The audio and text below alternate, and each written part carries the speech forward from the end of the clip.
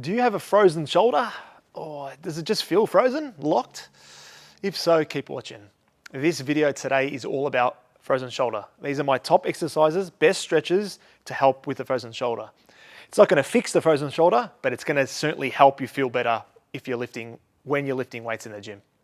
Number one exercise, frozen shoulder. Thoracic spine foam roll stretch.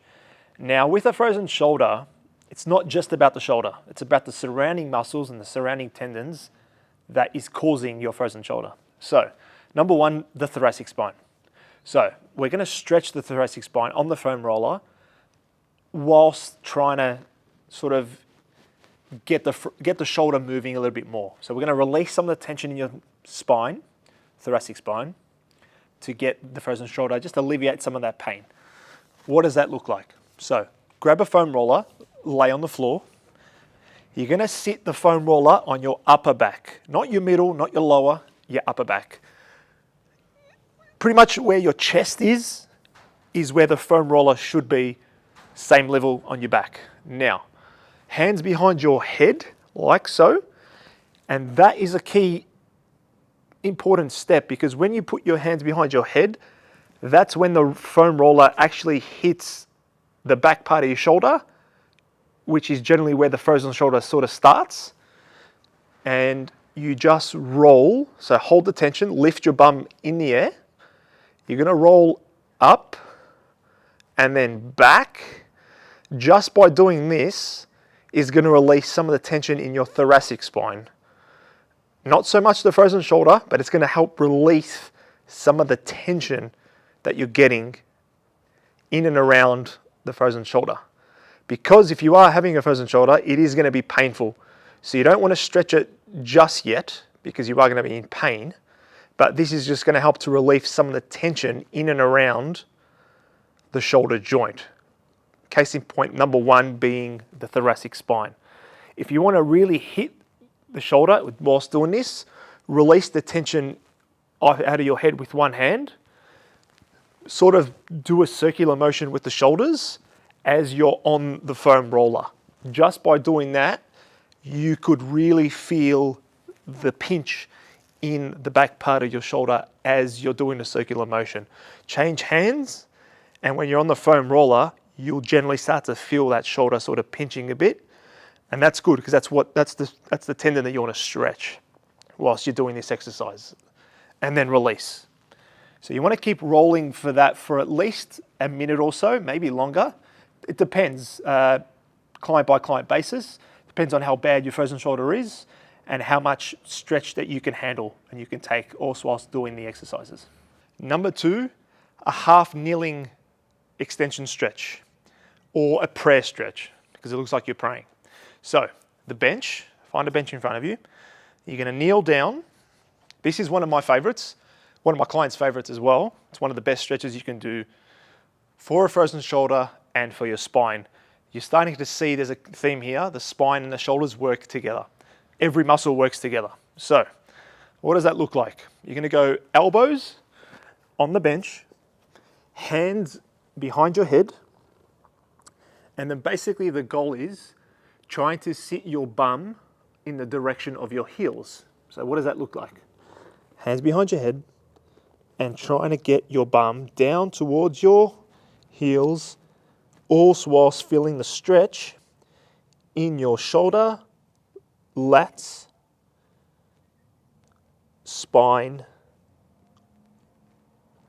as you're holding this stretch. Pushing your elbows into the bench to get a deeper stretch. That's the goal. And as you push your pressure of your elbows into the bench, you'll start to feel your shoulder a little bit painful if you are having a frozen shoulder. So this exercise just helps to release the stretch of the tendon, helps to release some of the tension in and around it, so your thoracic spine, your lats, which therefore are the tight muscles. Number three, supine extension or rotation. Now you want to find a bench for this because you want to be a little bit elevated off the floor to get a deeper stretch. What does that look like? So lay on the bench, hands or shoulder like so, elbows up high, you're struggling.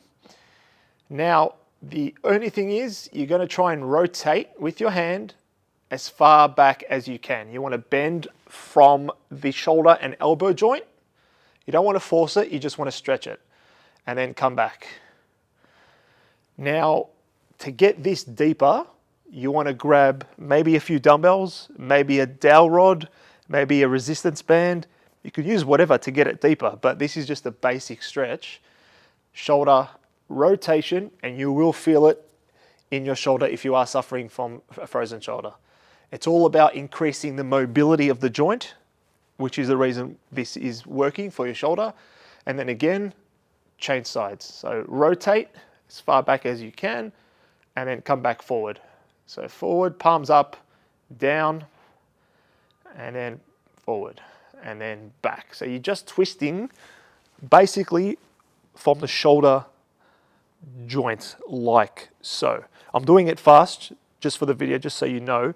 That's the direction that you're doing.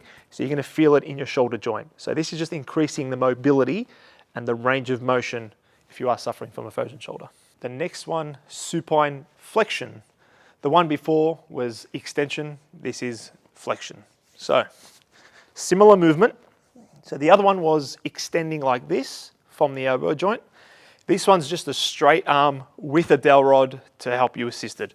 So what does that look like? Lay down on the bench, start with the stick on your lap, and then all you're going to do is just literally go up as high as you can. Try and get full extension all the way as far back as you can. Now you will feel pain if you are suffering from a frozen shoulder. This is going to be slightly difficult, and you might not get the full range. So it might look like this. You might be sort of pulling to one side or pulling to the other side that's not sore, and you just won't get as far down as possible. So it's all about trying to reach as far down as possible and then coming back up. So just go to where you feel it, go to where you feel that little bit of pain, and then hold that stretch. So for example, if I'm going to feel it there, I'm just going to hold that stretch for at least 20 seconds, 20 to 30 seconds, and then release. You want to keep the tension on the stick all times because you want to get the muscle switched on. You want to fire the muscle as much as you can and then come back like so. So down, hold, and then up. Generally with a frozen shoulder, you might find one side gets further down than the other. So when you go down, it might be sort of, I'll just exaggerate it, but you might go down sort of, the left one might go down further than the right because your right's got the frozen shoulder, or the left, just depending on which side. So with that happens, just work the range as much as you can and try and sit into the stretch as much as you can. Feel that pain, 3 out of 10, nothing crazy. Just feel a little bit of tension, a little bit of niggle, but stretch through that and you should come good. The next one's banded external rotation. What does that mean? Grab a band, put it around the pole. What you're going to do is you're going to grab the band underhand, tuck the elbow in towards you, and simply rotate it outwards. External rotation. Out, in, out, in. For more support, you want to have the other hand closely tucked in to your elbow. If you do want to hold it in like that, and then just rotate from the hand. Now again, this, as we're rotating out, you're going to feel the stretch, shoulder, bicep, elbow, that whole line.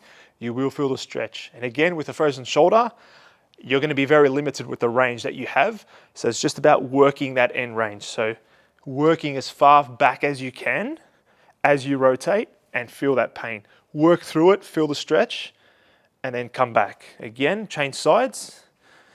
And you're just going to go, for example, go as far back as you can, or back like so. And just feel the stretch through as much as you can. Rotate out and in. Simple exercises, but done right and with the frozen shoulder that you have, that will generally make you feel a hell of a lot better, especially with the rotations. You can do external, you can do internal, different directions. It's all about giving the shoulder, putting it in different directions to help the stability and the mobility of the joint. The last, but certainly not least, Banded abductions. So put the band on the floor, step 1 foot on the band, palm facing down, grab the band, simple motion. You're just going to bring it up to shoulder height. Now, if you have a frozen shoulder, this is going to be very difficult. It's not easy. It looks easy, but that's because I haven't got a frozen shoulder. You do. So, banded abductions. This is the last exercise because this is probably going to be the hardest exercise in terms of your rehab journey. So, arms straight, shoulders back, and just lifting up to shoulder height.